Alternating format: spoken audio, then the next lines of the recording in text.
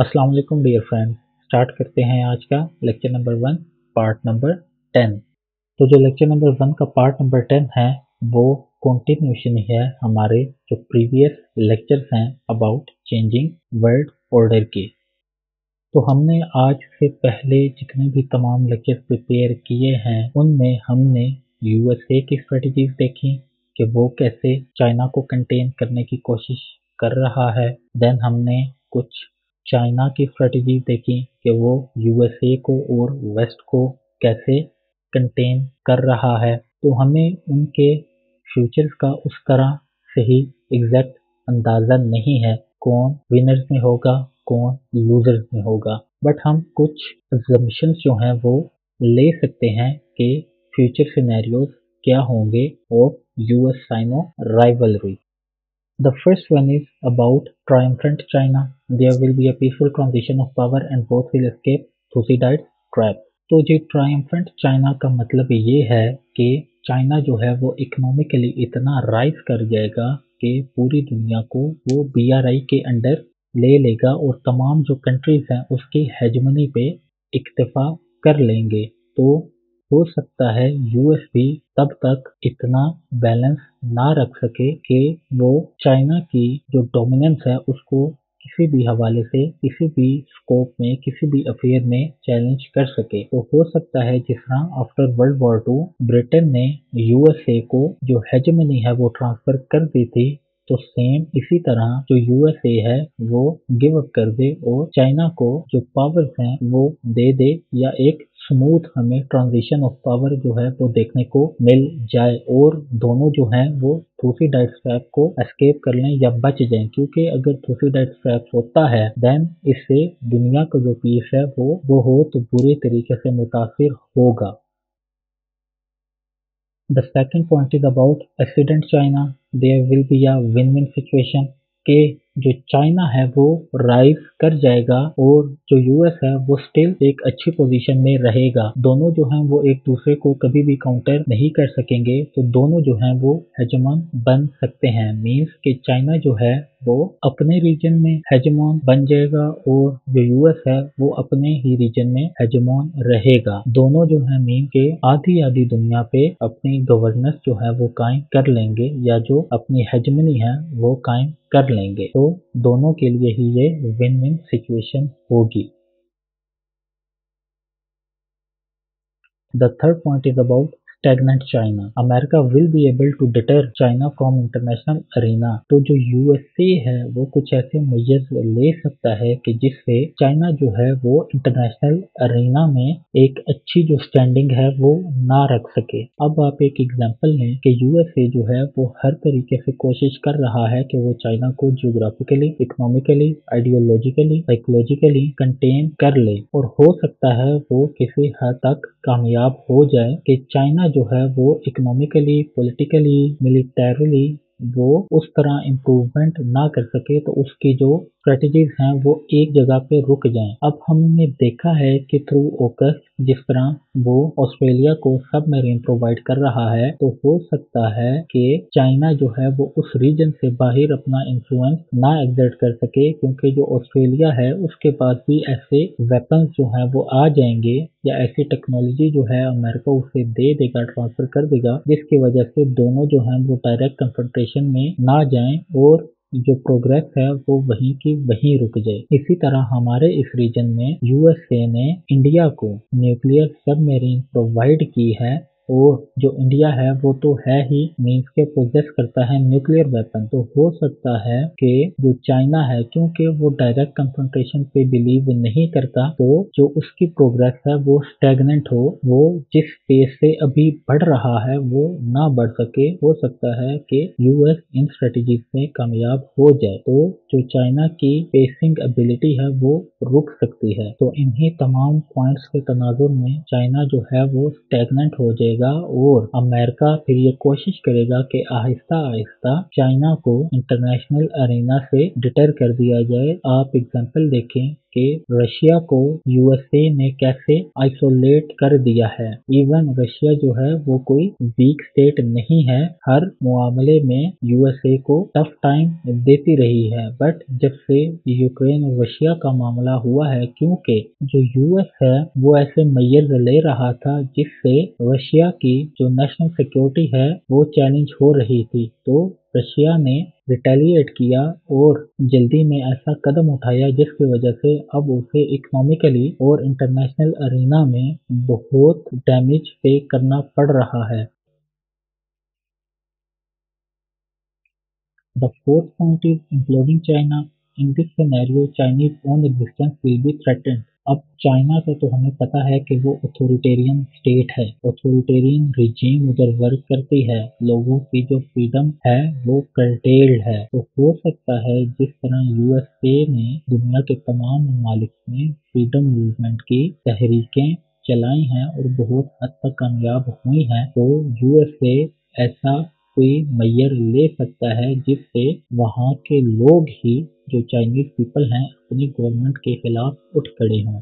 और हमने बीच में देखा कि कुछ ऐसे चंद वीडियोज हैं कि बहुत सारे इशू पे जो चाइनीज हैं उन्होंने अपने बड़े वाहियात अंदाज में प्रोटेस्ट जो हैं वो डेमोन्स्ट्रेट किया, वो चाहे कोविड-19 के स्ट्रिक्ट मेजर्स हों, वो चाहे कुछ वोटिंग राइट्स से रिलेटेड इशू हों, या जो उनकी आई थिंक कुछ इंटरनल प्रॉब्लम है रिगार्डिंग इकोनॉमी उससे रिलेटेड हो। तो हो सकता है यूएस इस तरह का कोई मेजर ले ले जिससे चाइना की अपनी जो एग्जिस्टेंस है वो खतरे में पड़ जाए, और हमें बहुत अच्छे तरीके से अंदाजा है कि यूएस इस काम में कितना ज्यादा माहिर है। अब आते हैं अपने नेक्स्ट टॉपिक पे, which is about nature of perceived cold war between China and US. जो फर्स्ट वन है वो है trade war. The trade war between the United states and China began in 2018 when the US imposed tariffs on Chinese goods in an effort to reduce the trade deficit and protect American industries. China retaliated with tariffs of their own, and two countries engaged in a series of tit-for-tat moves, leading to a significant escalation in tensions. However, a phase one trade deal was signed in January 2020, although relations have not significantly improved under Joe Biden administration. अच्छा जी, Trump साहब आए। जो Trump साहब थे उन्होंने बड़ी वाज़ेह policy थी, उन्होंने अपने जो इलेक्शन मैनिफेस्टो हैं उसमें भी बड़ी क्लियरली कैटेगोरिकली ये पॉइंट जो है वो रेज किया था कि मैं आते साथ ही जो अमेरिकन पीपल हैं उनके इंटरेस्ट की हिफाजत करूंगा। मीन्स उन्होंने आते साथ ही पॉलिसी अपनाई अमेरिका फर्स्ट की। तो उन्होंने अमेरिकन इंडस्ट्रीज को बूस्ट करने के लिए जो चाइनीज इंपोर्ट्स हैं उन पे सैंक्शंस लगा दी। तो अमेरिकन पीपल के लिए तो ये बहुत अच्छा इकदाम था, बट इन रिस्पॉन्स जो चाइना है उसने भी जो सैंक्शंस हैं वो लगा दी। अब हमें पता है कि बहुत ज़्यादा जो रॉ मटेरियल है वो चाइना से यूएस जाता है, और यूएस से भी चाइना जो चीज़ें हैं वो डिलीवर होती हैं। तो दोनों के लिए ये बहुत बड़ा मिसस्टेप था, तो इसी वजह से दोनों ने जल्द ही इस चीज़ को ओवरकम किया और 2020 में दोनों ने एक ट्रेड डील साइन की कि जिसमें हम आहिस्ता आहिस्ता अपनी जो ट्रेड हैं वो रिज्यूम करेंगे। देखें ना, दोनों के इंटरेस्ट थे, दोनों को पता है कि हमारी जो इकोनॉमी है वो खराब होगी अगर दोनों जो है वो ट्रेड रिज्यूम ना करते, इसी तरह सैंक्शंस लगी रहती। तो जो चाइनीज इंपोर्ट कर रहे थे अमेरिका में, तो उसी तरह की सेम प्रोडक्ट कोई और कंट्री बनाता और अमेरिका में इंपोर्ट करता, तो इससे चाइना को भी बड़ा इशू पैदा होता। इसी तरह जो चीज़ें अमेरिका जो है वो चाइना में भेजता है तो ट्रेड सैंक्शन होती, तो कोई और कंट्री फर्ज करें इंडिया है वो बना के चाइना में भेजता तो ये भी एक इशू बनता। तो दोनों ने समझदारी से काम लिया और जो अपनी ट्रेड है उसको रिज्यूम किया। अब आते हैं टेक्नोलॉजी वॉर पे। There are concerns in the US about the potential for Chinese companies to use technology for espionage and other nefarious purposes. The US government has taken several steps to try to limit China's access to certain technologies, particularly in the areas of semiconductors and telecommunication. China, for its part, has been investing heavily in its own technology industry, particularly in areas such as artificial intelligence, AI, and 5G telecommunications. अच्छा जी, जो technology वार है वो भी हमें देखने को मिली। जो Chinese companies हैं उन पे बहुत ज़्यादा ये एलिगेशंस लगे हैं फ्रॉम वेस्टर्न कंट्रीज़ के वो इन प्रोडक्ट्स के थ्रू स्पाई करती हैं हमारी प्रेमिसेस में। वो चाहे जो वो मोबाइल फ़ोन्स बनाते हैं या किसी भी किस्म की वो टेक्नोलॉजी को प्रोड्यूस करते हैं तो उन पे ये बहुत ज़्यादा एलिगेशंस लगते रहे हैं। तो इसी वजह से जो यूएस है उसने चाइना की जो कंपनीज़ हैं उन पे लिमिट लगा दी कि वो अब से काम यहाँ पर नहीं करेंगे। जिस तरह हमने देखा कि उन्होंने जो चाइनीज कंपनी है हुआवे उसको बैन कर दिया। देन जो 5G वॉर चल रही थी उस पे भी दोनों ने बहुत ज्यादा स्ट्रिक्ट एक्शन लिए एक दूसरे के अगेंस्ट। अगर रीसेंट बात करें जो बाइडेन एडमिनिस्ट्रेशन है उसने पास किया है एक act innovation and competition act 2021 जिसमें जो यूएस गवर्नमेंट है और कांग्रेस है उन्होंने रिलीज किए 209 बिल्स जिसमें चाइनीज जो हाईटेक कंपनीज हैं उन पे इन्होंने सैंक्शन इम्पोज की। देन इसके बाद हमने देखा कि जो नेचर है कोल्ड वॉर की वो सिर्फ टेक्नोलॉजी और ट्रेड पर ही महदूद नहीं है बल्कि जो जियोग्राफिकली है और आइडियोलॉजिकली ये वॉर्स भी चल रही हैं साथ साथ।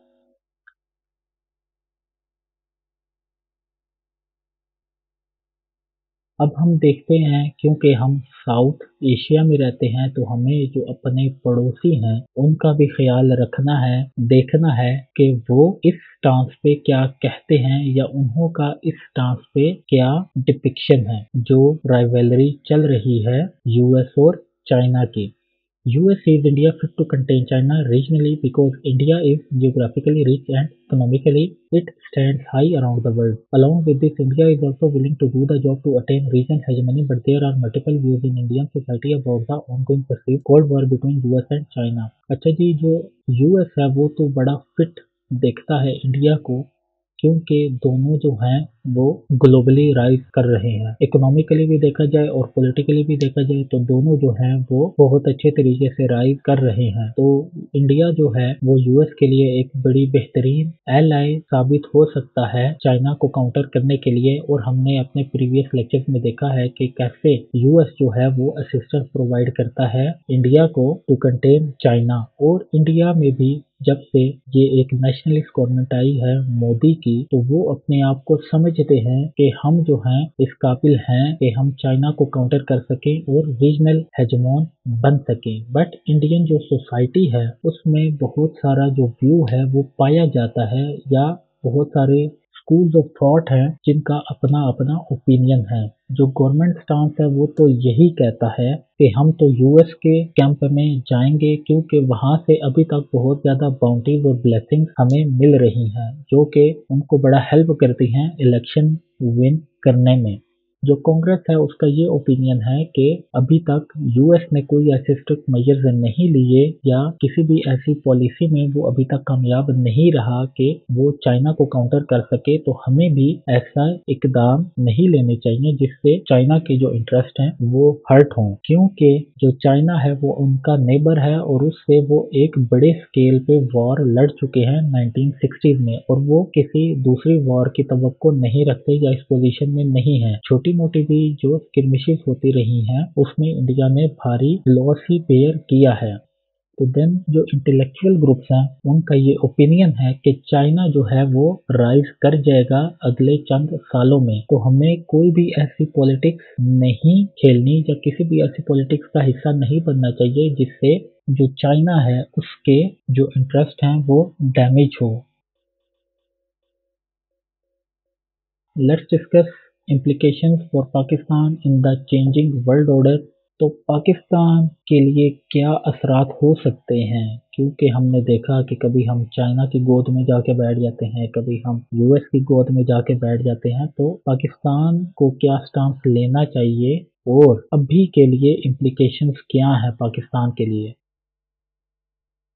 The Cold War has landed Islamabad in a strange situation where Islamabad doesn't want its relation to be affected by said rivalry. In the past, US has shown concerns and reservations over the Chinese investment in the shape of CPEC. अब पाकिस्तान जो है वो बहुत एक नाजुक मोड़ पर खड़ा है कि वो ना तो यूएस के साथ अपने जो ताल्लुकात है वो खराब कर सकता है, ना चाइना के साथ अपने जो बायलैटरल टाइप हैं उनको खराब करने की सोच सकता है। अगर देखा जाए तो जब से चाइना ने इन्वेस्टमेंट शुरू की है पाकिस्तान में, तो यूएस ने बहुत सारे कंसर्न जो हैं वो रेज किए हैं ओवर द चाइनीज इन्वेस्टमेंट, क्योंकि हमने अपने पहले लेक्चर में डिस्कस किया है कि जो शॉर्ट टर्म गोल है CPEC का वो इकोनॉमिक डेवलपमेंट ही अचीव करना है, बट जो लॉन्ग टर्म गोल है वो यही है कि हमने जो इंडियन ओशन है उस पर नजरें रखनी है और जो यूएस और इंडिया की हेजेमनी है या जो क्रिएट होने जा रही है उसको हमने ब्रेक करना है।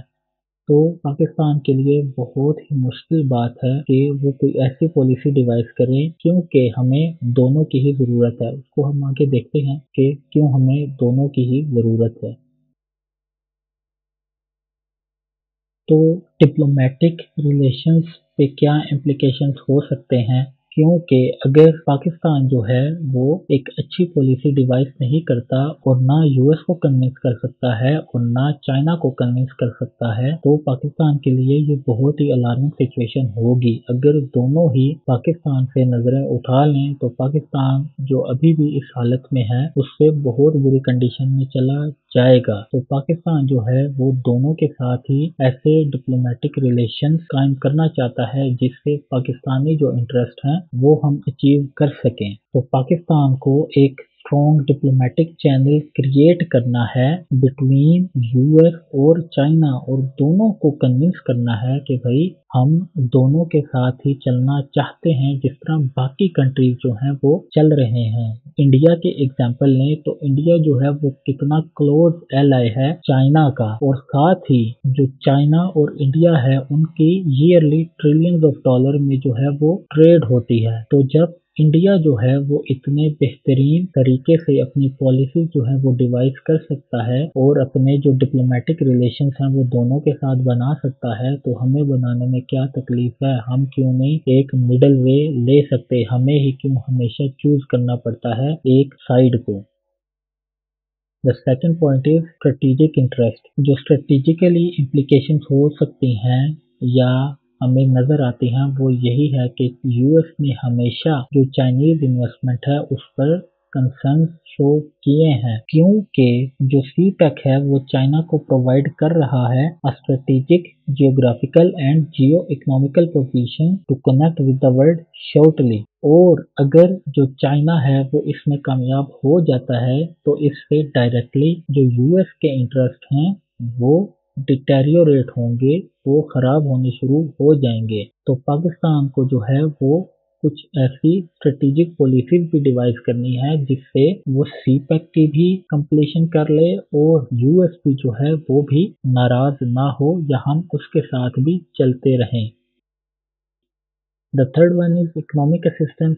अगर दोनों के साथ हमारे रिलेशंस खराब होते हैं तो आपको पता है कि एक तरफ यूएस है जिसके कंसेंट की बदौलत हमें IMF और वर्ल्ड बैंक के जो प्रोग्राम्स हैं वो मिलते हैं। अगर हम IMF के प्रोग्राम जो हैं वो रिज्यूम ना कर सकें तो हमारे लिए एक टाइम का खाना खाना भी मुश्किल हो सकता है।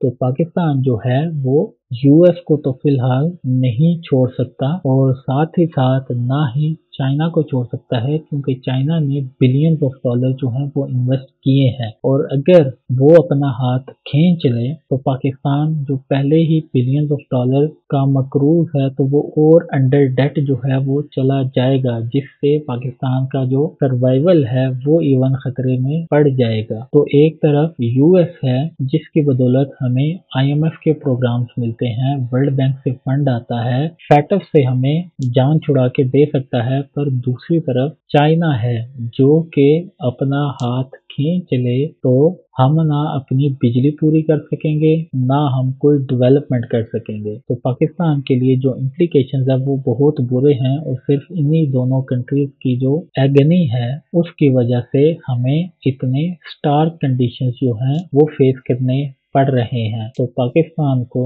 चाहिए कि वो कुछ रोबस्ट पॉलिसीज बनाए, अपने पड़ोसी इंडिया से ही एग्जाम्पल ले और मेंटेन करे बैलेंस को between US and China.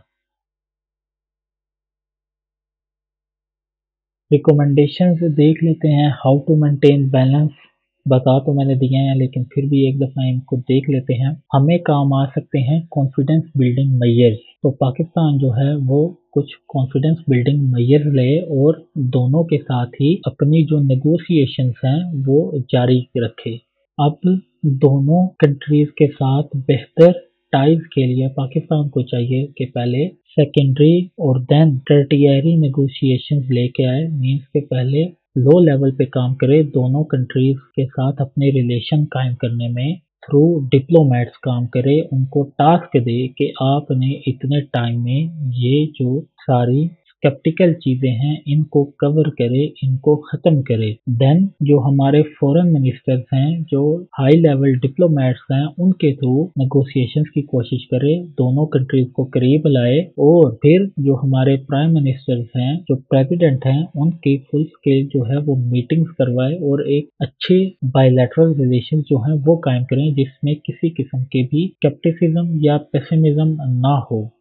Then जो सेकंड है वो है अबाउट कॉमन ग्राउंड। तो ऐसी चीजें खाते में रखे जिससे दोनों कंट्रीज के करीब आ सकें। फर्ज करें जो यूएस है उसको टेररिज्म की एलिमिनेशन के लिए काम करना बहुत बेहतरीन लगता है और हमने देखा पूरी दुनिया में उसने जितना टेररिज्म को एलिमिनेट करने के लिए काम किया तो वो कमेंडेबल है। तो पाकिस्तान भी अगर टेररिज्म का कोई मामला होता है, उस पर कोई पॉलिसी डिवाइस करनी होती है तो वो यूएस के साथ मिल के काम करे। और इसी तरह जो चाइना है उसको इकोनॉमिकली काम करने का बहुत शौक है, उसको डेवलपमेंट्स का बहुत ज्यादा क्रेज है। तो पाकिस्तान में इंफ्रास्ट्रक्चर बिल्ड करने के लिए, एनर्जी सेक्टर के लिए, इंडस्ट्री लगाने के लिए तो वो चाइना के साथ मिलकर काम करे। मीन्स के कॉमन ग्राउंड ढूंढे दोनों के साथ और दोनों के साथ मिलकर काम करे।